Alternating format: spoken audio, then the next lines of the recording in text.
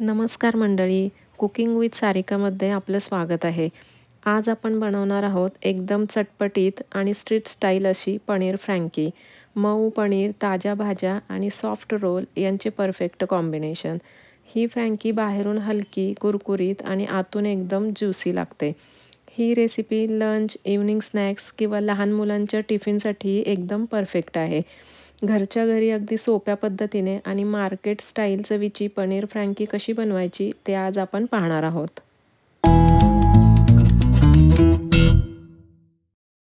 सगळ्यात आधी आपण डो बनवून घेऊयात. त्यासाठी मी इथं 2 वाटी मैदा घेतलाय.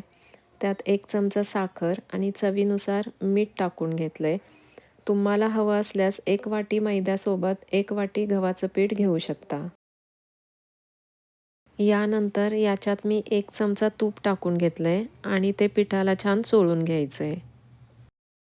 आता त्यात लागेल तसं पाणी घालून डो तयार करून घ्यायचा. जसं आपण चपातीला पीठ मळतो त्याप्रमाणे डो तयार करून घ्यायचा आहे. आता आपला डो एकदम सॉफ्ट मळून झालेला आहे. त्याला तेल लावून त्यावर झाकण ठेवून 1 तास भिजण्यासाठी ठेवून द्यायचे. स्टफिंगसाठी कढईत मी 1 मोठा चमचा तेल टाकून घेतलंय. यासाठी आपल्याला सर्व भाज्या उभ्या चिरून घ्यायचेत. सर्वात पहिल्यांदा मी बारीक चिरून घेतलेली हिरवी मिरची टाकून घेतली आहे. नंतर उभा चिरून घेतलेला कांदा टाकून घेतलाय. एक 10 सेकंद कांदा परतून झाल्यावर त्यात सिमला मिरचीचे काप, कोबी आणि गाजर टाकून परतून घेतलंय. भाज्यांचा हलकासा कच्चेपणा जाईपर्यंत त्याला परतून घ्यायचंय. भाज्यांचा क्रंच तसाच राहायला हवा. त्यासाठी आपण भाज्या जास्त वेळ परतून घेत नाही. 2 ते 3 मिनिटं वेळ पुरेसा आहे. आता त्यात 1 चमचा आलं लसूण पेस्ट, 1 चमचा चिली फ्लेक्स, 1 चमचा टोमॅटो केचप, 2 चमचे शेजवान चटणी, चवीनुसार मीठ आणि चाट मसाला टाकून मिक्स करून घेतलंय.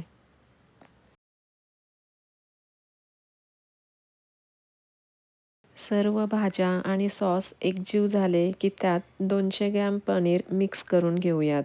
जसं आपण उभ्या भाज्या कापून घेतल्या होत्या, तसेच मी पनीरचे कापी उभे कापून घेतलेत. 1 तासानंतर जसं चपाती लाटतो त्या पद्धतीने लाटून घ्यायचंय.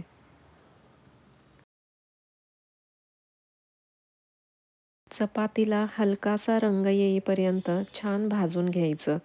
इथेच रोलचा क्रंचीपणा ठरतो. बाहेरून गोल्डन, आतून सॉफ्ट हीच परफेक्ट फ्रँकी. रोलच्या स्टफिंगसाठी इथं मी केचप आणि मेयोनीज लावून घेतेय. आणि यासाठी आपण जे स्टफिंग बनवलंय ते यावरती अशा पद्धतीने ठेवून देऊयात. हे स्टफिंग थोडंसं क्रॉस पद्धतीनं ठेवायचंय म्हणजे रोल करायला आपल्याला सोपं जाईल. आता त्यावरती चीज खिसून टाकलंय आणि यावरती थोडंसं सॅलड ॲड करून त्याचा रोल तयार करून घेऊयात. अशा पद्धतीने तयार आहे आपली पनीर फ्रँकी.